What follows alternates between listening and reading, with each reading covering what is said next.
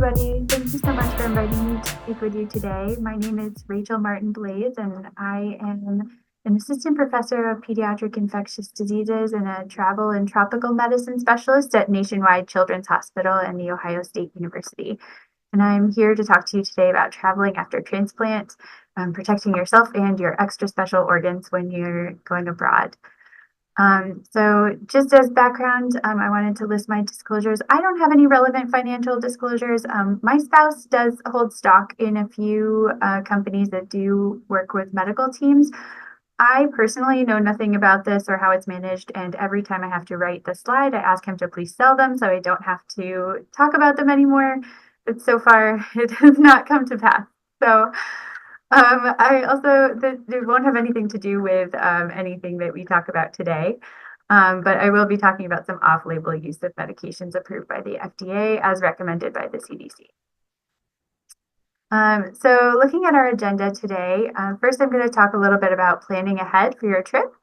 Then we're going to go through pre-travel assessments and vaccines, some travel counseling, packing recommendations, review everything that we just talked about, and I have some resources at the end. I'll also be available to answer questions as they come up during the talk. So first I wanted to just stop and take a minute. Before you consider travel, everybody should just take a minute to reflect on whether they should travel. And that goes for people who have had transplants and people who have not had transplants. But for people who have had transplants, most travel and transplant doctors recommend against traveling in the first year after transplant and during any periods of increased immune suppression, so like periods of rejection, mostly because there's so many things going on at that time and so much monitoring that needs to happen and adjustments of medications that we wouldn't want anybody to be in a place where they are unfamiliar with the location or with their doctors. So for those times, we would recommend staying in an area where you have really strong medical care and you know your physicians well. I firmly believe that everybody should be able to travel safely, but not only could getting sick put a real damper on your trip, which honestly is putting it lightly depending on how severely you get ill, but it's also important to know that you can spread infections to others, or you can take up resources that are needed for others if you are hospitalized or receive special care when you're traveling. So it's important to think about what the likelihood of that is and maybe avoid travel if you think that there's a high risk of it. For example, if you're going into an outbreak zone for a deadly infection and you're not able to receive the vaccine to protect against that infection, it may be better to wait until the outbreak is over or you are able to be better protected. And then for those battling rejection, waiting until symptoms are better controlled so that you're not requiring so much immune suppressive medication can make you less likely to get sick while you travel. Part of being a smart traveler is knowing when it's a good idea to stay home. So let's say that you've thought about traveling and you've decided that you are in a good place to travel. Now there's a lot of things to do to prepare. So first, I want to go through some of the things that you should do in advance of your trip. So most important is making a plan. And when I say making a plan, it doesn't just mean buying your plane tickets or getting your hotel room. It really means going in great detail from top to bottom. Things like where are you going to go? Who are you going to be with? How long are you going to spend in each place? What activities will you do in each place? And then even really nitty-gritty things like what's your phone plan going to be? How are you going to contact people if you have an emergency? Being able to articulate those things to a travel doctor is very helpful because we can provide really specific recommendations if we know what you'll be doing. And spontaneity can be really exciting, but less fun is realizing that you're in a place or a situation where you can't access the things you need. So making this plan helps you decide what you need to have ready. So have a set itinerary and then do some research on your destination. There are websites like the Travel Doctor Network that give you a kind of more detailed background about healthcare options in the area that you're traveling in. You can see here for Algeria, this discusses a little bit of the healthcare situation, talks about the standards for patient care. It talks about the public and private sector. It talks about where the care might meet international standards in Algiers, for example, and where it may be really limited or resources may be limited, so out in rural and remote regions. So knowing that may help you decide where you want to be and what you want to do. This also, I think, is a nice website because it gives you this quick overview of what the emergency phone number is, what vaccinations, or whether you need vaccinations to go, and whether there's a risk of malaria, just for a quick overview of the location that you're traveling to. Next, you're going to identify medical facilities in case you have a need. So this can be a little bit challenging if you haven't been to a place before. There are some groups that can help you do this. So the International Association of Medical Assistance to Travelers, or IAMAT, does have a website where you can select a country. And if you are a member of the IAMAT, they give you a list of English-speaking doctors that they have vetted, and you are able to access them while you're traveling. The other thing that you can do is you can contact the U.S. Embassy to get a list of good medical providers in an area. So if you go to travel.state.gov, you can look up any country and it will give you some background information, not just on health information, but also safety information, things like, risk of protests or risk of thieves, things like that. But you'll notice here on every single page, they have this little box in the corner that says assistance to U.S. citizens, and that gives you the contact information for the U.S. Embassy. A lot of the embassies will have websites that you can go to that will give lists of medical facilities and also have emergency phone numbers. You can see the main emergency phone number is listed on here. So this is a really good resource when you're trying to research ahead of time where to go if something should happen and who to reach out to. The other thing that you can do is you can enroll in the Smart Traveler Enrollment Program.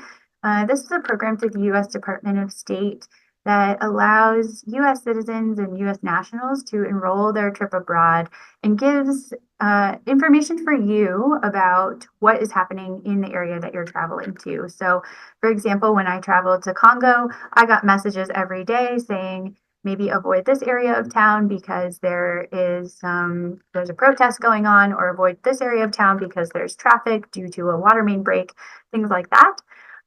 But it also helps the embassy contact you if there's an emergency and they need to find a way to help you get home. So it helps the State Department know which U.S. citizens are traveling abroad, and then make sure that they have a way to reach you in case they need to. There's also an app for this, and I have a list of apps at the end, which contains this one. Okay, so once you know how to contact the embassy, the other thing is you want to make sure that you get covered. So we're going to talk a lot about pre-travel vaccines. The one thing I would mention is really give enough time for a pre-travel review. So vaccines in particular take a few weeks to get to good protective levels.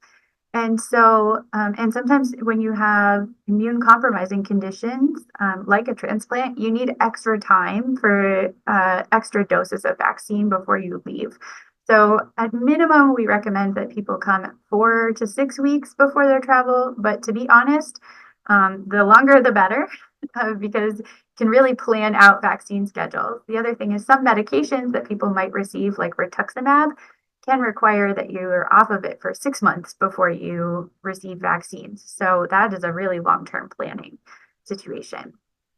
And then after the counseling, which we'll go through more, you also want to make sure that you've purchased travel insurance. And I don't mean that kind of travel insurance where you lost your bags and they refund you money, or you had to cancel your trip short notice and they refund you for your trip. Although that is worthwhile to think about and to look through, especially if you have a medical condition where it can change really suddenly and you may need to cancel your trip short notice.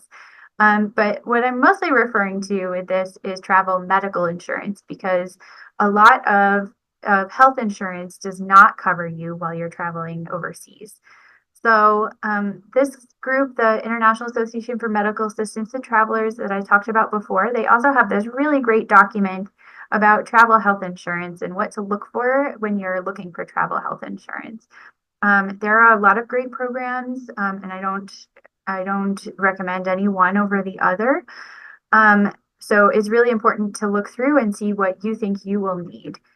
Some of these will also not only pay for medical care that you need to get while you're abroad, but will also pay to medevac you out of a country if there is not care available there that you need.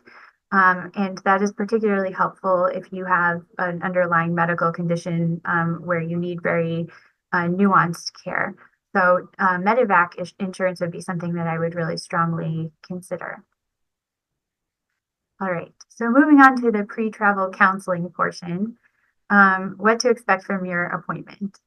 So there are a couple of things that you can look at to give you a good idea of what people might suggest.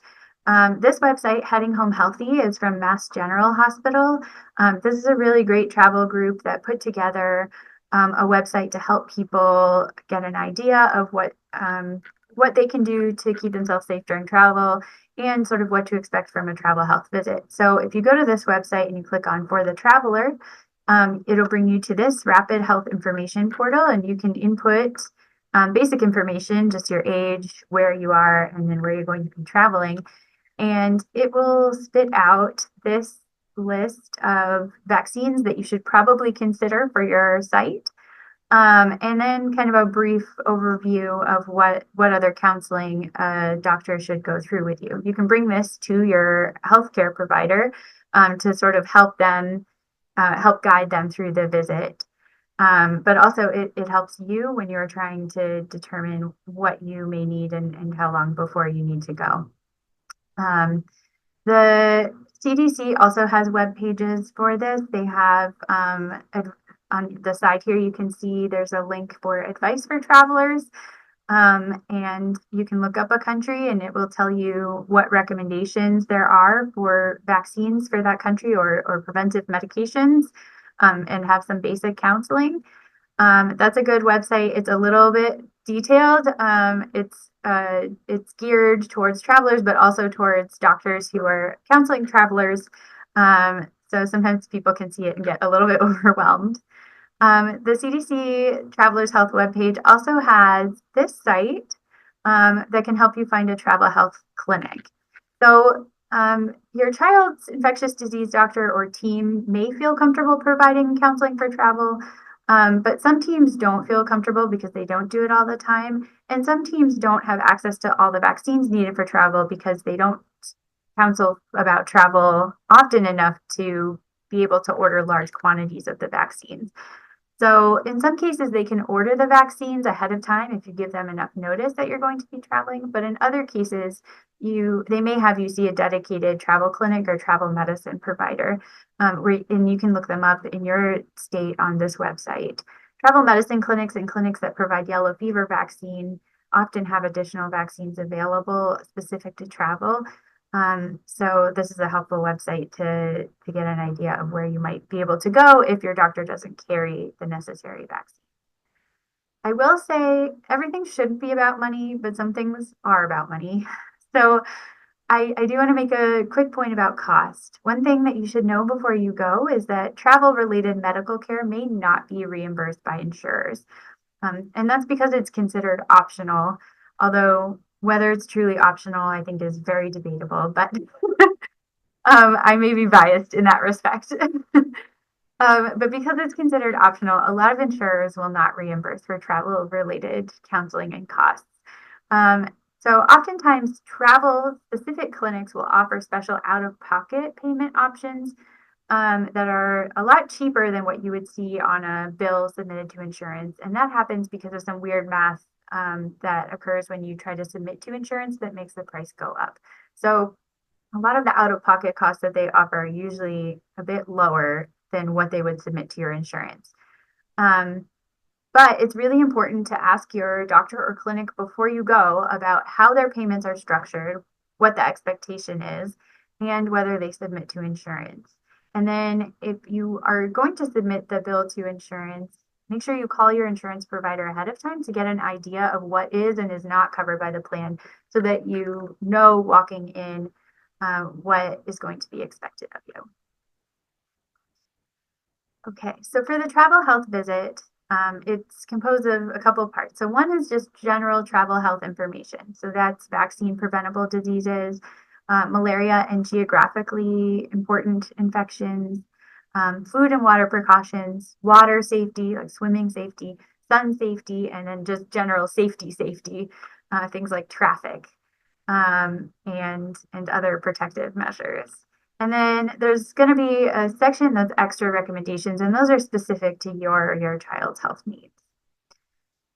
When we think about vaccines for travel, I would argue that all vaccines are travel vaccines. So we think about a certain number of vaccines as being travel vaccines, but to be honest, the world is becoming more interconnected, and the more we travel from one place to another, the more chances there are to share infections.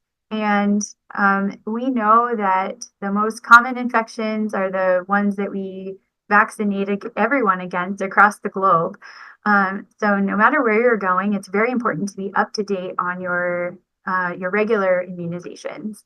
And this is the immunization schedule for people with special health needs in the US. And you'll see here in this blue square, these are people who probably are in the pre-transplant stage, so people with heart disease, kidney disease, liver disease. And there are some vaccines that you can receive during this stage that can help protect you later. And then the green square here is people after transplant. And you can see the red blocks are vaccines that you are not eligible to receive after you've had a transplant.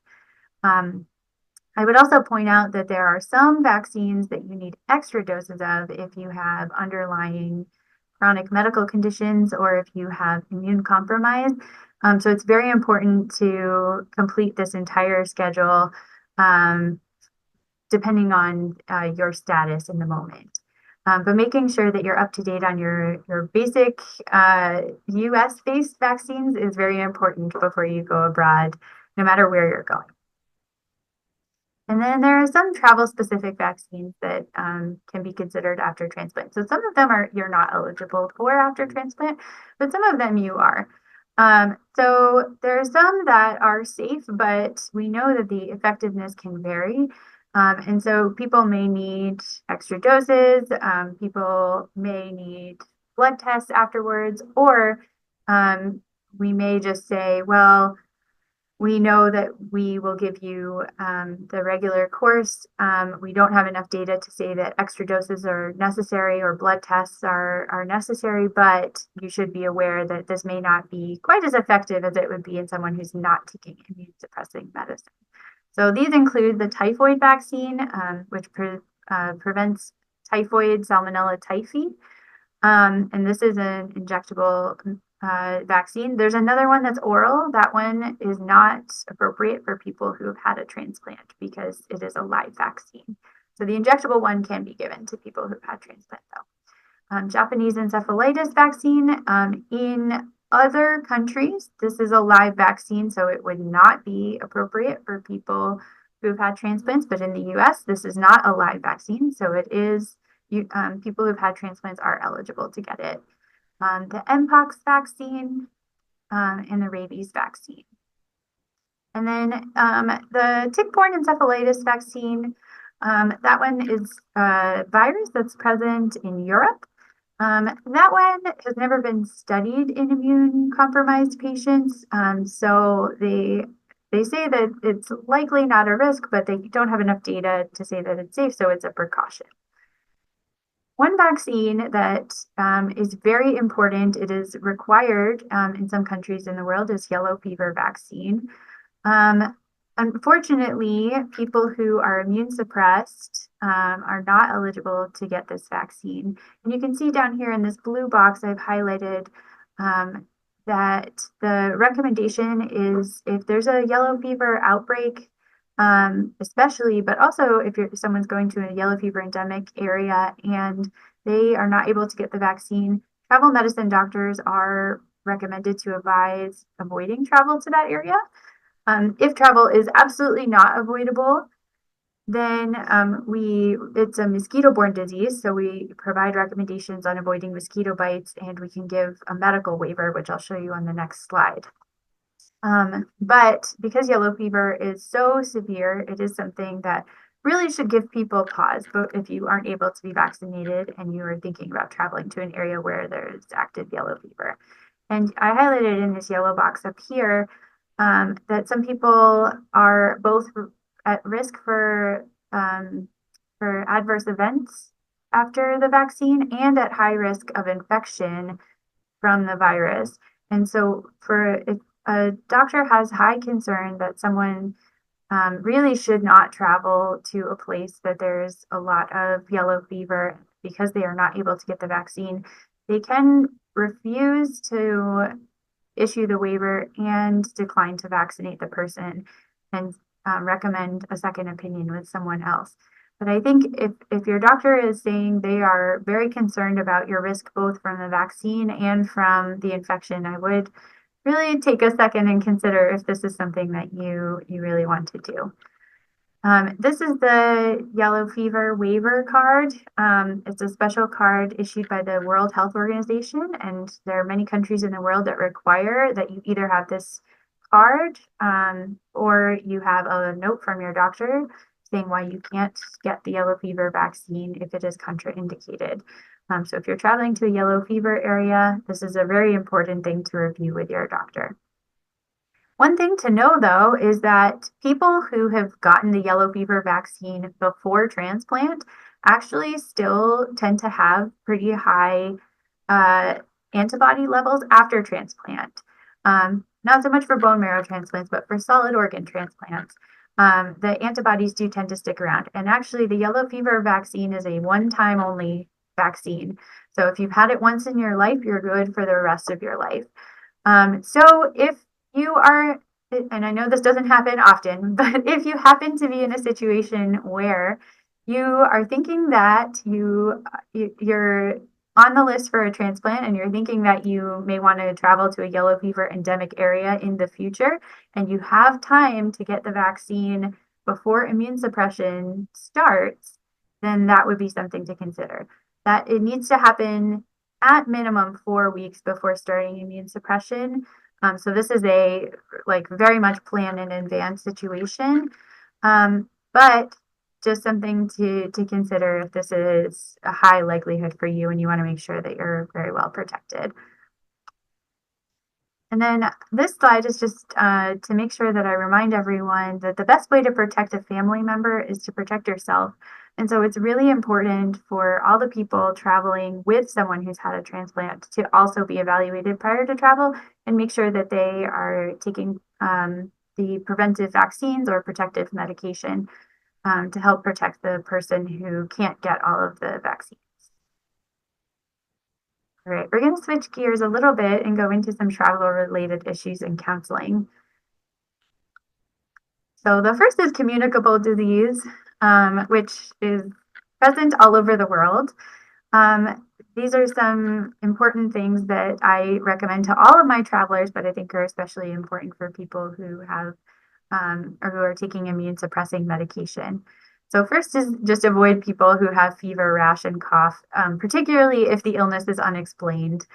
And cough more than 2 weeks, we think about tuberculosis. And if you're going to any place that tuberculosis is common, which is basically any place outside of the US, Canada, Western Europe, and Australia and New Zealand, then it's very important to have tuberculosis testing after you come back. And there are a couple of different types of tests that your doctor can do. If you have to be in contact with someone who has an illness, try to ask the person to cover their nose and mouth and wear a mask. It's best to avoid large crowds whenever possible. If you can't leave a space, protect yourself using a mask. And try to improve the airflow, opening windows and things like that. Areas that have high airflow have lower rates of transmitting diseases that can be carried in the air or in droplets. So it is a little bit protective to have to have better airflow. However, the most protective is to not be in that situation in the first place. And then make sure you're washing your hands frequently while you travel. This is good advice at home too. Always bring an alcohol-based hand sanitizer. And in some places, it can be a little bit harder than others to find this. So make sure you bring enough for your trip and for on the plane. At any point during travel, if you have a fever, go to the emergency room. This is very, very important. The other thing is that if you have returned from travel and you have a fever, go to the emergency room and get checked out by a doctor. But also make sure that they know that you've been traveling, because I will say, doctors are very busy. Emergency departments are sometimes pretty chaotic. And so someone may not think to check you for malaria if you don't tell them that you've been in a malaria endemic area recently. And by recently, I normally mean within the last month for sure, but up to 3 months and sometimes even longer for malaria. Usually for other infectious diseases, it's usually within the last month or so. So make sure that you are articulating to anyone who sees you that you've been traveling. Regarding food and drink, there was this phrase that was put out by the CDC that said, boil, cook it, peel it, or forget it. There were some studies looking at this. People who followed this closely, and even the people who did the best that they possibly could with this still could get sick. So it's not perfect. But it is a good kind of rule to have in your head when you're traveling. So basically, anything that is cooked and served hot should be safe. The longer it sits out, the more chance that things can grow on it. Any fruit or vegetable that you can wash the outside of and take a peel off, that should be mostly safe, especially if you use clean water to wash it. And then anything else could potentially be a risk for travel-related illness.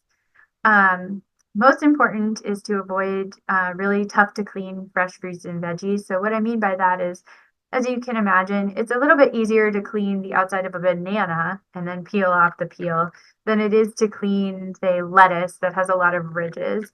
And the dirt that hides in the folds of lettuce can be a source of bacteria.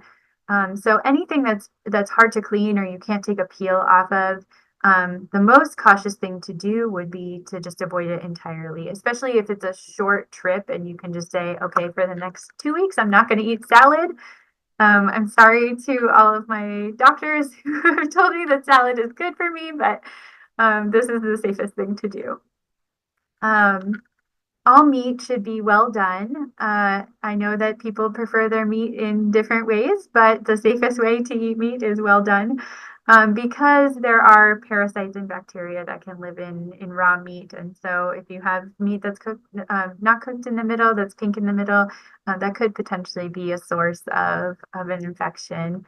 And then any dairy that you eat or drink should be pasteurized. If you aren't sure if something's been pasteurized, usually if it comes from a store, you should be able to look on the bottle and see. UHT pasteurization is very common in some lower resource parts of the world, and that is very safe to drink as long as it's stored properly. If you're not sure, you can always boil milk, but ideally it's pasteurized, which is both heat and pressure treatment. And then this one I know makes people sad, but it is very important. We recommend that you avoid street vendors while you're traveling. I know that they make some of the best food in the world, but unfortunately, a lot of them don't have a place to wash their hands. And so it is a gamble to eat street food when you're traveling. As far as water goes, make sure that all water that you're drinking or any drinks that you're drinking are bottled and sealed. If you're not sure if something's safe, you can boil it, like I talked about with milk. 1 minute is adequate at sea level, and 3 minutes is adequate at high altitude. If you're not sure what your altitude is, 3 minutes will kill everything. If you want to treat your water in a different way, I would look do some more looking into that because certain types of water treatments require combinations to be effective. I'm thinking, for example, of filters. Filters will filter out big things like parasites and some bacteria, but they miss small things like viruses. So you could still get a virus using a filter. So you have to use another treatment as well, either a chemical treatment or UV light or something like that. Boiling will kill everything. So that's the easiest one, and it also requires the least equipment. We recommend that our travelers avoid ice, mostly because ice is very frequently made from tap water or unsafe water. And unless you've made it yourself and you know that it came from a bottle, it can potentially be a source of sickness. The other thing that we recommend is that people brush their teeth with safe water, meaning bottled or boiled water, because anything you put in your mouth can go down and cause illness as well. In terms of water and swimming safety, fresh water, including hot springs, can be a source of bacteria and parasites. So there are some things that we can do to prevent these infections, but the safest thing to do is to just avoid walking, wading, or swimming in fresh water. Ocean water is less likely to cause infections, but it can occur, especially in people taking immune suppressing medicine. So make sure that if you're going in the ocean, you don't have any cuts or open wounds. And then chlorinated water is usually safe, like pools, but it needs to have enough chlorine in it. So if you jump in a chlorinated pool and you can't tell if it's chlorinated or not, it may not have enough chlorine. And then just in terms of general safety, one of the most common ways that people get injured or have problems during traveling is actually just drowning or becoming injured while swimming. So make sure that when you're swimming in areas you don't know, you're taking precautions. Make sure there's a lifeguard present or someone else present with you, so that you don't have problems from ending up under the water. All right, and then quickly I wanted to go through what to pack and what not to forget. So the CDC has a website called PackSmart that has packing lists to help people remember important supplies. And they even have dedicated packing lists for different destinations. I am not convinced that they are different based on destination. I've looked at a few of them and it looks like they're pretty similar, even when you're going to different places, but it is helpful. They do give really good information that you can tailor to your own trip. And then things to have on hand. First and most important is your medical records. So you want both printouts and screenshots if possible, because sometimes the internet does not want to work when you really, really need it to, even if you have bought a SIM card and you've got a backup international phone plan.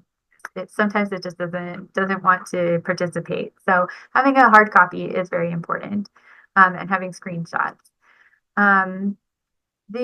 First you want a summary of your medical history. Then you also want a letter of requirement for any medical equipment or medications from your prescriber.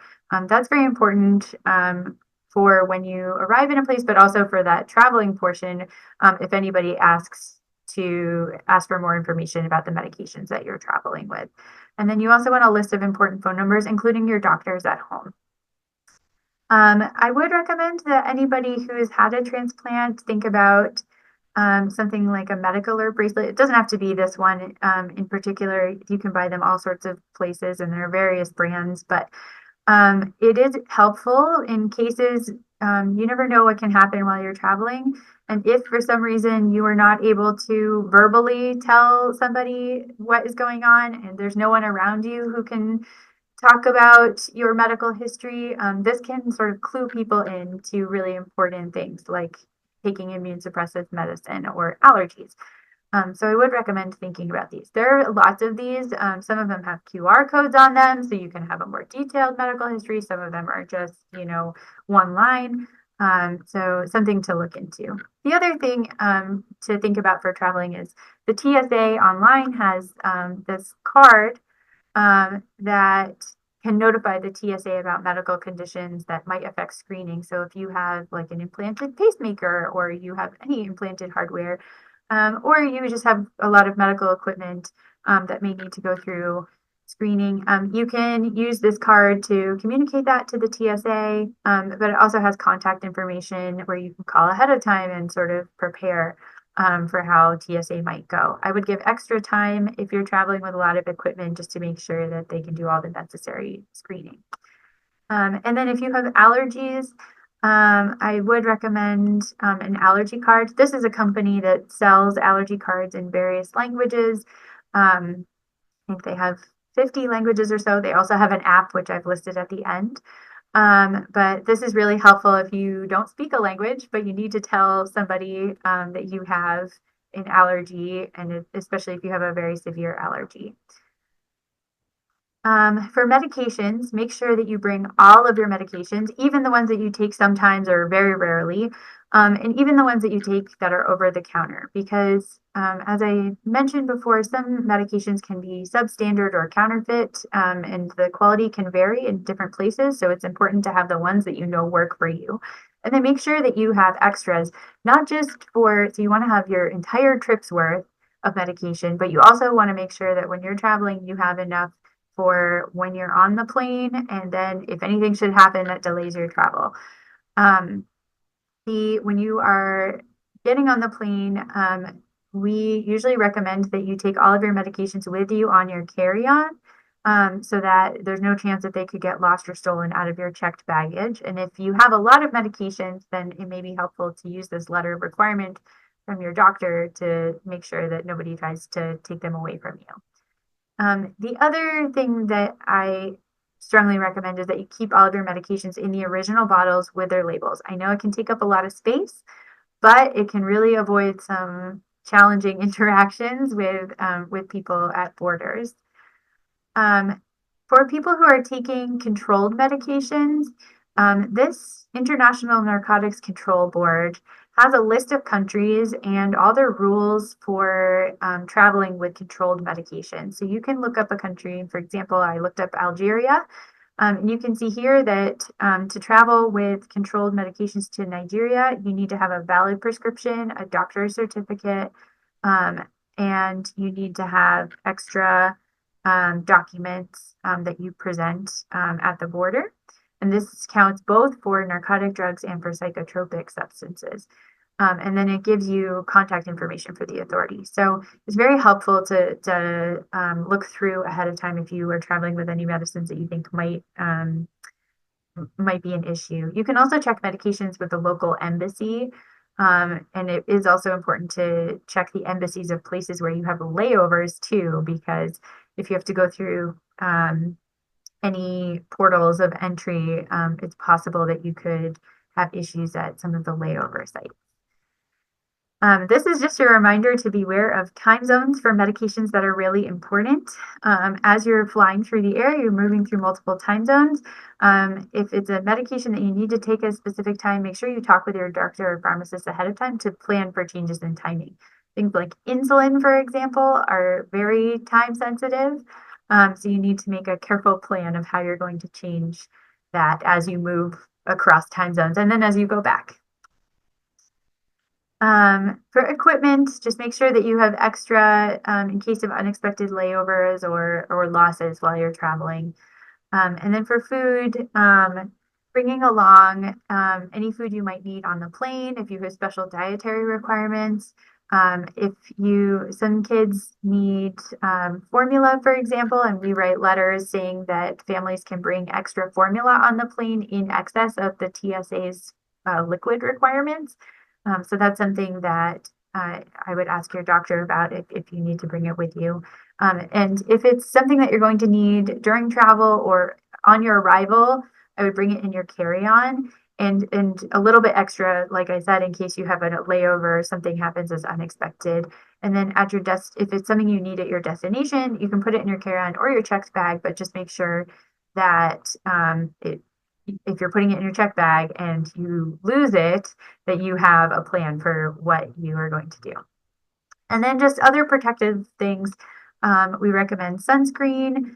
insect repellent, and then if for anybody who can't get pregnant, birth control or barrier methods, just to keep on your person. And then putting everything together, identifying risks and making a plan, avoiding travel if it's very risky, obtaining counseling and preventive measures, and choosing your adventures wisely and packing ahead are the most important things about travel. But there are a lot of nuances, and it's really helpful to talk with your doctor about what things you can modify for yourself to make sure that you have a safe trip. And then I just wanted to do a really quick review of some common concerns and ways to prepare for people who have had transplants.